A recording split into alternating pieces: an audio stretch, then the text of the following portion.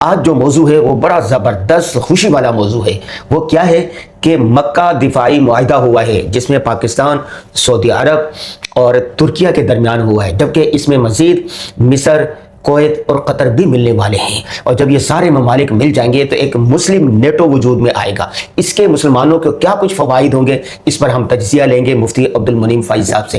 السلام علیکم. وعلیکم السلام ورحمۃ اللہ. آپ نے خوشی سے سرشار ہیں. جی بالکل. اور واقعہ ہی ایسا ہے کہ پاکستان، ترکی، سعودی عرب، یہ خواب تھا لوگوں کا کہ ایک ایسا اتحاد وجود میں ہے تاکہ عالم اسلام بھی کچھ جی سکے سر اٹھا کر، اور مسلم ملکوں پر جو اتنی یلغار ہو رہی ہے اس کا کوئی تو توڑ کرنے والا ہو.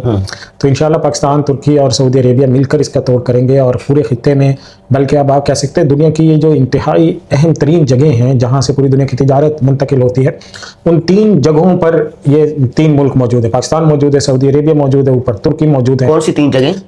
ان میں سب سے پہلی جو جگہ ہے وہ ہے خلیج فارس، یعنی یہی جو جہاں سے دنیا کا پیٹرول نکل رہا ہے. اور اس وقت پہلے جب ہم پڑھتے تھے تو کہا جاتا تھا کہ دنیا کی ضرورت کا 60% پیٹرول اللہ نے یہاں رکھا ہے، لیکن پھر شیل پیٹرول وغیرہ دوسری قسم کے پیٹرول نکلے، اور اس کے بعد سے اب جو دنیا کی ضرورت کا 20% سے زیادہ پیٹرول ہے وہ یہاں سے نکل رہا ہے، خلیج فارس سے، جو لٹرلی اس وقت میں بھی حقیقتاً پوری دنیا کی 20% معیشت اسی کے بلبوتے پہ چل رہی ہے. دوسرے نمبر پہ جو خلیج فارس کے بعد اگلا خطہ اس بہت اہم ہے وہ ہے بحیرہ احمر کا. تو بحیرہ احمر جو ہے یہ وہ جگہ ہے جہاں سے یورپ کی، امریکہ کی ساری مالی جو آمد و رفت ہے یہیں سے ہوتی ہے. تو یورپ کے لیے ایشیا سے جتنا بھی مال جا رہا ہے، یورپ کا ایشیا میں جتنا بھی مال آ رہا ہے، کیونکہ دنیا میں جو 60% آبادی ہے، یعنی منڈی ہے نا، وہ ایشیا میں ہے. دنیا کی 60% آبادی اللہ نے ایشیا میں رکھی ہے، لوگ ایشیا میں بستے ہیں. اور آدھی سے زیادہ آبادی صرف ایک بر اعظم میں اللہ تعالیٰ نے بسائی ہے، جن میں چائنا کو آپ دیکھیں 1.5 ارب وہاں پہ ہے، انڈیا میں 1.5 ارب ہے، پاکستان کو دیکھ لیں آپ 25 کروڑ ہے، انڈونیشیا کو آپ دیکھ لیں ان کی 35 کروڑ کے قریب. تو اس طرح یعنی ایک بڑی آبادی جو ہے وہ بر اعظم ایشیا میں ہے. تو بحیرہ احمر اس کا رستہ ہے. بحیرہ احمر سے جب آپ نکلیں گے، بحیرہ احمر سے جب گزرتے ہیں تو سعودی عربیہ سال لگتا ہے. لیکن اس سے آگے آپ جب چلے جائیں گے بحیرہ روم میں داخل ہوں گے، میڈیٹرینین سی جس کو ہم کہتے ہیں، تو وہاں پہ اس کے دہانے پہ بیٹھا ہوا ہے ترکی. صحیح، اس کو بحیرہ اسود بھی لگتا ہے، بلیک سی بھی ہے، آبنائے باسفورس بھی لگتی ہے. صحیح ہے، اور ایجین سی، اور پھر یہ جو پورا بحیرہ روم ہے یہ اس کی نگرانی کرتا ہے. اور ترکی کے پاس جو ایک بڑی صلاحیت ہے وہ سمندری سرویلنس کی ہے، کہ سمندر کی نگرانی کا جو جدید ترین اکوپمنٹ ہے وہ اس وقت ترکی اس کو لیڈ کرتا ہے. تو اس وجہ سے ترکی، سعودی عربیہ، پاکستان یہ ایک کئی اعتبار سے بڑا اہم ایک نیا اتحاد ہے. معاشی اعتبار سے بھی اہم ہے، اقتصادی لحاظ سے بھی اہم ہے، عسکری لحاظ سے بھی اہم ہے، جغرافیائی لحاظ سے بھی بڑا اہم ہے. یہ 3 ملک مل کر پوری دنیا کو ڈسٹرب کر سکتے ہیں، پوری دنیا کی معیشت روک سکتے ہیں، پوری دنیا میں کسی بھی انقلاب کا پیش خیمہ بن سکتے ہیں. اچھا، جبکہ مصر، قطر اور کویت، ان کے پاس کیا خاص چیزیں؟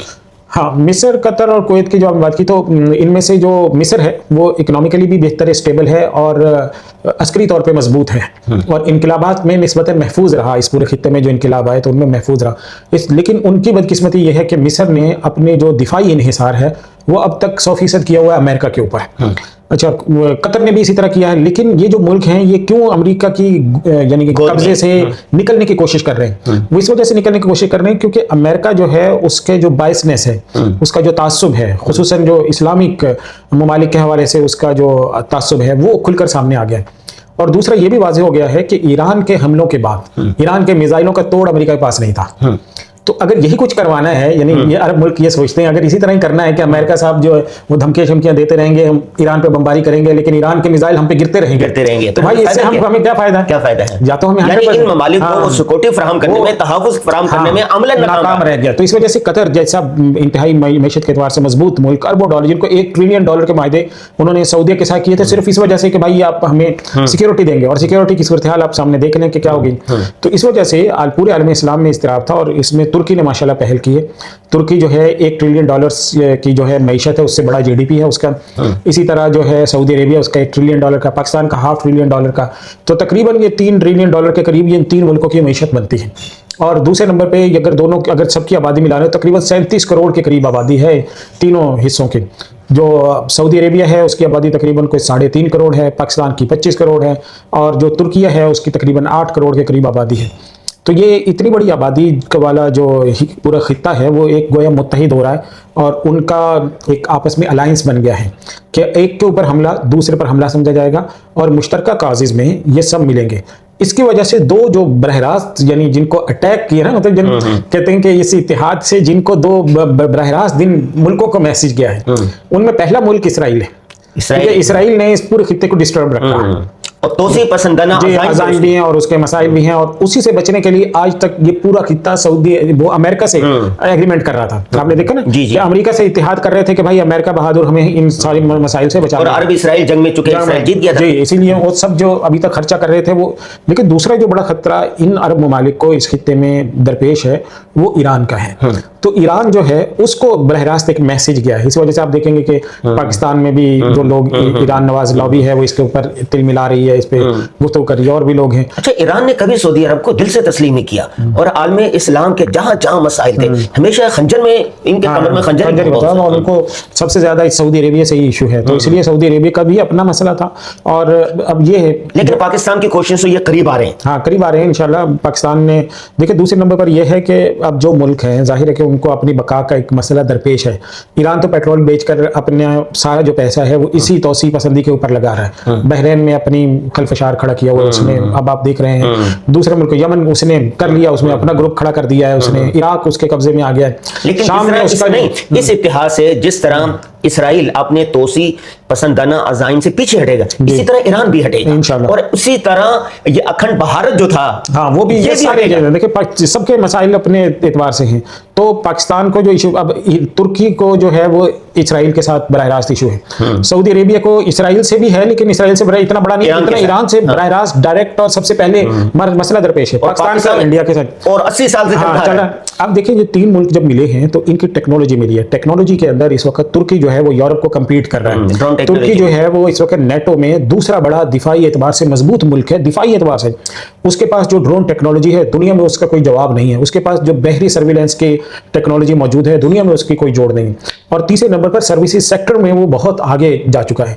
पाकिस्तान में आपको पता होगा जो अभी हालिया जंग हुई थी तो उसमें खला में और फिजा और खला तक ये जंग गई है। तो उसमें जब अब ये जो आर्टिफिशियल इंटेलिजेंस उसमें इन्वॉल्व हो गई है, साइबर वार उसके अंदर आ गई है, और साइबर सिक्योरिटी के जो जदीद तरीन जो तहकीकात हैं वो इसमें इन्वॉल्व हुई।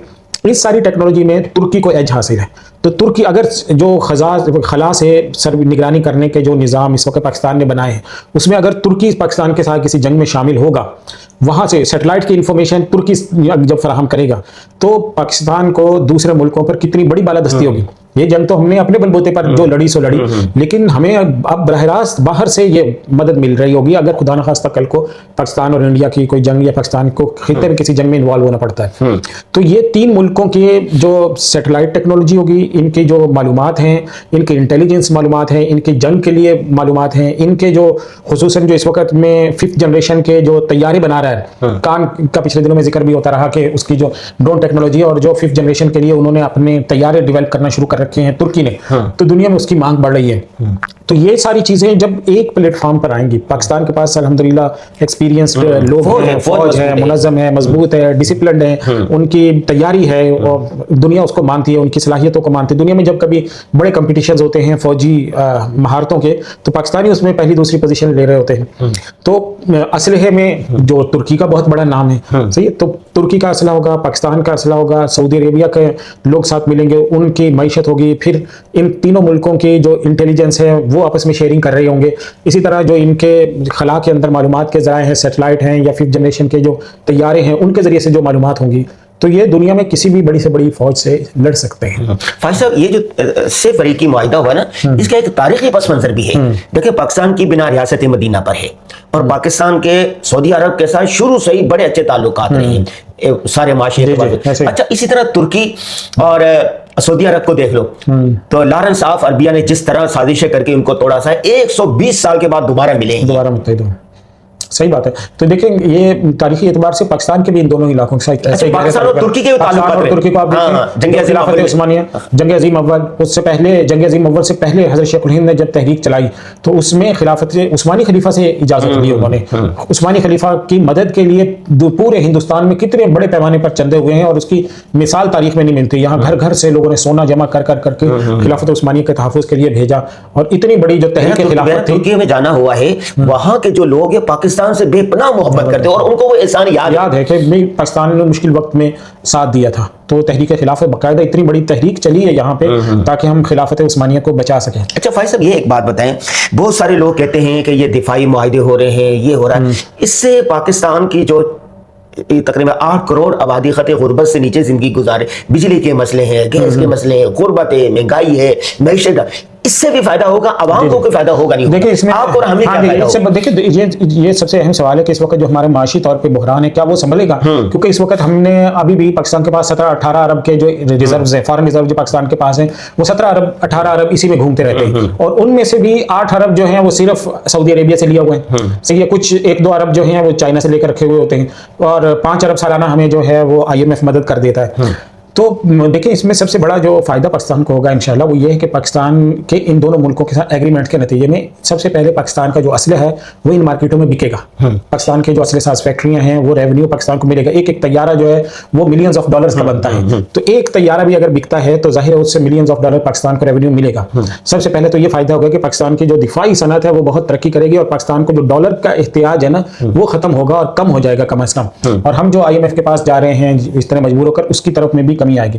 दूसरा बड़ा फायदा ये होगा कि ये जो मुल्क हैं इनका बरह रास्त इंटरेस्ट पाकिस्तान में है, तो इनके पाकिस्तान के साथ बहुत सारे एग्रीमेंट्स होंगे, इनकी कंपनियां पाकिस्तान में आएंगी। जैसे अब आप देखें सऊदी अरेबिया आया पाकिस्तान में, पाकिस्तानियों ने उनको ऑफर किया कि भाई आप जो ज़राअत में इन्वेस्ट करें, आप मादनियात में इन्वेस्ट करें, उनके डेलीगेट्स आ रहे हैं। इसी तरह से इन्होंने ऑफर किया कि आप सखर हैदराबाद मोटरवे में एक सेक्शन में इन्वेस्ट कर लें। तो इस तरह उनकी जो कंपनियां हैं उनकी इन्वेस्टमेंट यहाँ पे बरह रास्त शुरू हो जाएगी। दूसरे नंबर पर जो तुर्की है, तुर्की के पास बहुत ज़बरदस्त बिजनेसेस हैं, कॉर्पोरेट में उसका नाम है, तिजारत में उसकी पहचान है, और दुनिया में ब्लॉकों की बुनियाद पे अभी आप देख रहे हैं कि अमेरिका ने जो टैक्सेस लगाना शुरू किए हुए, तो उन टैक्सेस के बाद अल्टरनेट मार्केट क्या है, यानी तुर्की से अगर अमेरिकी नहीं खरीदेंगे तो तुर्की को एक ऐसी बड़ी मार्केट भी तो चाहिए ना, 25 करोड़ जैसे पाकिस्तानी है, तो बहुत सारी चीजें हैं जो तुर्की पाकिस्तान में बेच सकता है, यहाँ पाकिस्तानी इंपोर्ट कर सकते हैं वहां से। तो इस तरह से यानी विन विन सिचुएशन होगी सऊदी अरेबिया के लिए भी, तुर्की के लिए भी, पाकिस्तान के लिए भी, कि इनके लिए नई मार्केट्स खुलेंगी, पाकिस्तानियों के लिए भी तुर्की की मार्केट खुलेगी, क्योंकि पाकिस्तान एक ज़री मुल्क है और जो तुर्की है वो एक सर्विसेज बेस्ड मुल्क है, तो अपनी सर्विसेज पाकिस्तान को दे सकता है, अपनी जो नई टेक्नोलॉजी है वो पाकिस्तान में शिफ्ट कर सकता है, जो नई उसने इनोवेशंस की हैं, नई इजादात करके चीजें बनाई हैं वो पाकिस्तान में भेज सकेगा, और पाकिस्तान वहां पे। अच्छा फाजिल साहब, एक बात कि आपने सुना होगा ना, बहुत सारे लोग डंकी लगा के यूरोप और इन ममालिक में जाते थे। गुज़श्ता 2-3 साल से पाकिस्तान का पढ़ा लिखा तबका, पिछले साल 7.5 लाख लोग गए, उससे पिछले 8 लाख लोग गए, पढ़ा लिखा हुनरमंद तबका जो बाहर जा रहा था वो भी रुकेगा कि यहीं पर घर के अंदर उनको इन्वेस्ट मिलेगी, नौकरी मिलेगी? जब ऐसी कंपनियां पाकिस्तान में आएंगी, तुर्की कंपनियां, तो जाहिर है कि पाकिस्तानी नौजवानों के लिए जरिया रोज़गार खुल जाएगा। बहुत सारे लोग जो बाहर जा रहे हैं वो रुक जाएंगे, और बहुत सारा जो हमारे तालीम याफ्ता लोग हैं, जो ब्रेन हमारा जा रहा है पाकिस्तान से, तो इंशाल्लाह उसके अंदर भी बेहतरी आएगी। और इसी तरह से मुल्क जो है ना वो एग्रीमेंट्स के जरिए से आगे बढ़ते हैं। एक नेटो बनाया था, उसके जरिए से अमेरिका ने, यूरोप ने क्या दुनिया भर में क्या कुछ नहीं कर दिया, तो इसी तरह से पाकिस्तान का मुस्लिम उसकी बुनियाद जी, बस इसमें ये कोशिश करनी चाहिए कि ये किसी ऐसे झगड़े में ना पड़ जाए जिससे जो इनके मकासद है उनके रस्तों में रुकावट हो। तो इंशाल्लाह ये जो सफ़र है शुरू हुआ है, और आगे जैसे आप कह रहे हैं कि मिस्र भी इसके लिए कोशिश कर रहा है, कतर इसके लिए कोशिश कर रहा है, दूसरे ममालिक कुवैत है इस कोशिश में है कि इसके इत्तेहाद का हिस्सा बने। इसमें आके हमारे अवाम के करने का क्या काम है, वो क्या करें? देखिए सबसे पहले तो खुश होते हैं। सबसे पहला काम तो ये पाकिस्तान के लोगों के लिए सबसे बड़ा काम ये है कि ये सब कुछ तो वहां पे हो रहा है, हम उनको सपोर्ट करने का एक तरीका ये कि अपने मुल्क में खलफशार ना बर्पा करें, मनफी चीजों को लेकर पड़े रहना, मनफी चीजों को कुरेदते रहना, मनफी चीजों पे कमेंट करते रहना, जिंदगी खराब करते रहना सोशल मीडिया पे इधर उधर फजूल चीजों में। उसकी बजाय दुनिया स्किल्स की तरफ आ गई है, महारत पे आ गई है, अब उनको सर्विसेज के ऊपर आ गई है दुनिया। इन चीजों घरों में बैठकर पाकिस्तानी 2-3 अरब कमा रहे हैं ना, 2-3 अरब डॉलर आज से पहले कोई सोच भी नहीं सकता था। 1 अरब डॉलर एक बहुत बड़ी रकम है जो पाकिस्तानी कमा रहे हैं, तो पाकिस्तानी 2-3 अरब डॉलर इस वक्त बैठ के घर से बैठे कमा रहे हैं। तो हमारी नौजवान नस्ल को इन चीजों पर लगना चाहिए, इन पे मेहनत करनी चाहिए, अपने आप को बेहतर करना चाहिए। तो इस लोग बेहतर होंगे तो मुल्क बेहतर होगा, लोग निकम्मे होंगे, बेरोजगार होंगे, फजूल कामों में लगे रहेंगे, या उल्टी सीधी रोजाना जो खबरें आती हैं उन कामों में लगेंगे, तो जाहिर है उससे मुल्क कमजोर होगा, मुल्क भी वैसे ही होगा जैसे लोग होते हैं। बहुत शुक्रिया नाज़रीन, आपके लिए खुशी की बात यह है कि मक्का दिफाई मुआहिदा जो है इसके समरात आप तक पहुंचेंगे, आपके नस्लों तक पहुंचेंगे, आपके खानदानों तक पहुंचेंगे, आपके नस्लों की जिंदगियां बदल देंगी। करने का काम एक है, आपने इत्तिफाक व इत्तिहाद का मुजाहिरा करना है, पाक वतन के खिलाफ कोई बात नहीं करनी, मुस्बत सोच के साथ मुल्क व कौम की तामीर और तरक्की में बढ़ चढ़ कर हिस्सा लेना है।